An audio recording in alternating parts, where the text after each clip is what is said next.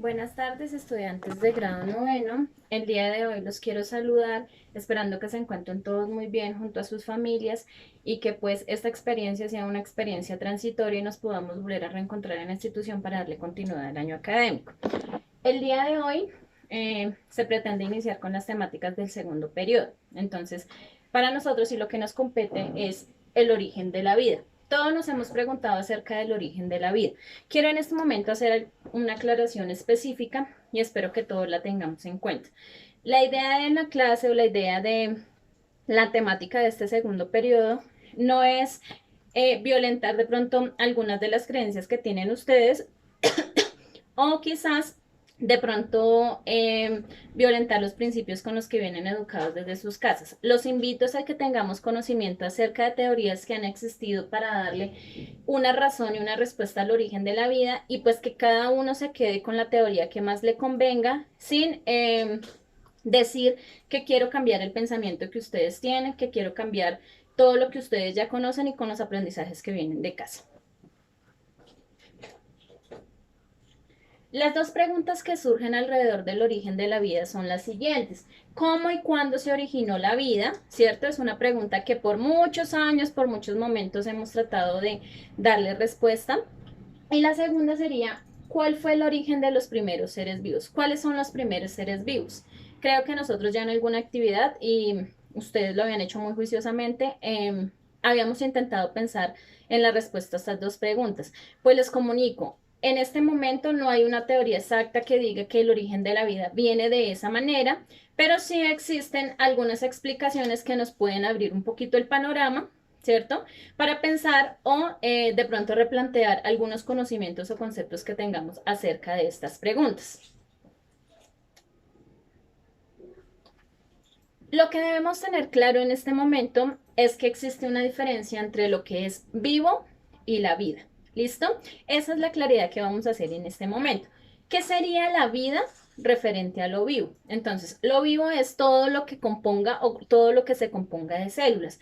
En ese orden de ideas y en ese sentido, podríamos decir que todo lo vivo es lo que estudia o está dentro del estudio de la biología, ¿cierto? Entonces, la biología se encarga de estudiar todo lo vivo y todo lo vivo tiene que ver o tiene referencia a todo lo que está compuesto por células. En ese orden de ideas, si estamos hablando de que lo vivo es lo que tiene células, estaríamos hablando de nuestros 5 reinos de la naturaleza, ¿cierto? Que son el monera, incluyendo nuestras bacterias, ya sean en espirilos, ya sean en bacilos, y de todas las formas que se puedan presentar, los protistos, dentro de los cuales se encuentran protistos, protozoos, euglenas, algas, amebas, los hongos, ¿cierto? Que es el reino fungi, los animales y pues todas las plantas del reino vegetal. En cuanto a nuestra comparación de lo vivo y de la vida, entonces estamos hablando de que lo vivo es lo que tiene célula y dentro de la vida estamos hablando de toda la forma que puede desarrollar lo vivo, es decir, formas culturales, formas sociales, todos los lazos que se puedan realizar, eso es lo que se denomina tener vida. Tener otros contactos, ¿cierto? Muy diferentes en cuanto a lo académico, en cuanto a lo cultural, en cuanto a lo deportivo y todos los ámbitos que nosotros podamos desarrollar, a eso le denominamos nosotros vida. A tener claro, entonces, debemos tener claro en este momento que la biología, o para darle una respuesta a lo que está vivo o desde dónde se originó lo vivo, debemos tener en cuenta que todos nuestros organismos tienen unas características comunes. La primera es, pueden ser organismos unicelulares o pueden ser organismos pluricelulares, ¿cierto? Acuñando un poquito ese término, organismos unicelulares son todos los que se encuentran compuestos por una sola célula y hacemos referencia única y exclusivamente al reino Monera.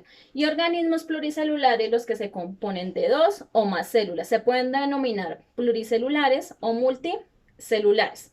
Estos organismos entonces hacen referencia a organismos que hacen parte del reino protisto, del reino hongo, del reino vegetal y del reino animal. Se denominan pluricelulares porque dentro de su célula tienen una conformación de célula eucariota, quiere decir que tienen una célula más grande, más especializada con todos sus organelos definidos.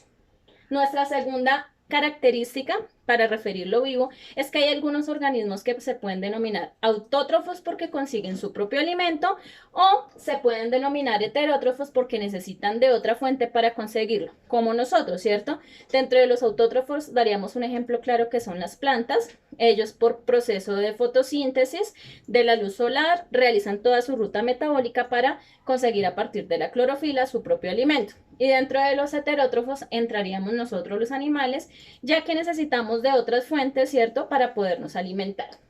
La tercera característica es que todos tienen un proceso de respiración, ya sea por dióxido de carbono o por oxígeno. En ese orden de ideas, nosotros los animales tenemos el proceso de respiración, de obtención de oxígeno y como producto de desecho dióxido de carbono. Pero si hablamos de las plantas, tienen el proceso contrario, ¿cierto? Ellas respiran dióxido de carbono y como producto de desecho eliminan el oxígeno que en un ciclo vital nos sirve a nosotros los animales. Dentro de nuestra cuarta característica debemos tener en cuenta que los organismos pueden vivir algunos por encima de 250 grados centígrados o pueden vivir algunos en temperaturas bajo cero. A eso hacemos la explicación de que existen organismos que se denominan homeotermos u organismos poiquilotermos. ¿Cuál es la diferencia entre los dos? Los organismos homeotermos son los que no pueden variar su temperatura porque si la llegan a variar pueden llegar a enfermarse y a producir la muerte. Un ejemplo de homeotermia somos nosotros, ¿cierto? Cuando subimos la temperatura de grados centígrados por encima de 38, consideramos que tenemos fiebre. Cuando tenemos fiebre podemos tener consecuencias, podemos llegar a convulsionar, podemos llegar a presentar otras patologías que nos pueden complicar la salud como la meningitis, entre otras.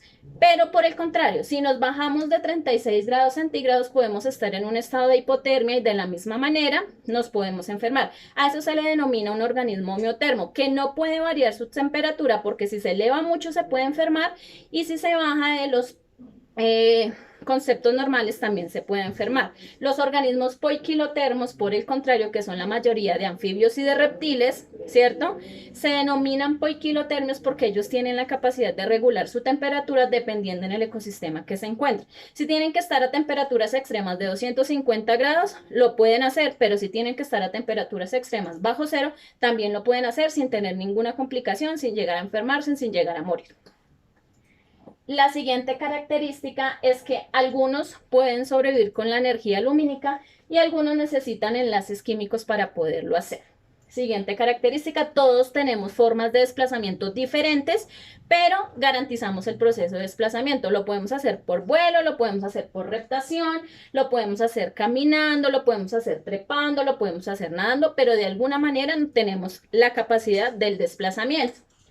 También pueden saltar, pueden excavar, algunos pueden vivir fijos en el suelo, pero tienen otras formas de desplazamiento o de crecimiento. Algunos organismos, y es importante que todos tenemos un fin último que es la reproducción, ¿cierto? ¿Y cuál es el sentido de la reproducción? Perpetuar nuestra especie y evitar que se extinga con el tiempo. Ese es el fin último de la biología y de la reproducción. Permitir que nuestra especie siga creciendo exponencialmente y no llegar a un punto que algún organismo o que la especie se extinga, se acabe y ya la descendencia no siga.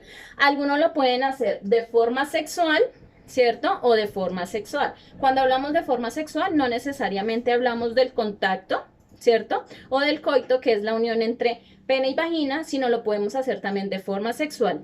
Externa o interna, interna es contacto y de forma externa es que solo necesitamos la célula reproductora, el óvulo o el espermatozoide. Entonces, reproducción sexual no tiene que ver con unión de vagina y pene, sino es la unión de las dos células especializadas que son el espermatozoide y el óvulo, dependiendo del proceso por el cual se puede hacer.